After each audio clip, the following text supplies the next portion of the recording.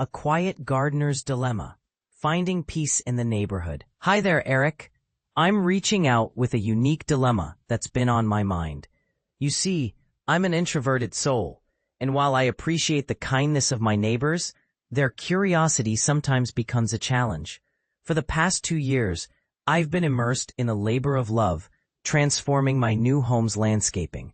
It's been a journey of creating beautiful flower beds, removing lawns, and installing raised gardens. The results are stunning. But here's where it gets controversial. I want to enjoy my peaceful gardening moments without interruptions.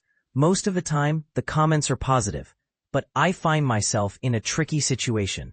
I don't want to come across as rude, but I also value my personal space and the ability to focus on my projects. It's a delicate balance, isn't it? And this is the part most people miss. I'm not trying to be antisocial. I simply prefer to work in solitude, especially when I'm in the zone. It's a personal preference, but it's one that seems to spark curiosity and at times, judgment. So Eric, I pose a question to you and our readers. How can I navigate this situation gracefully?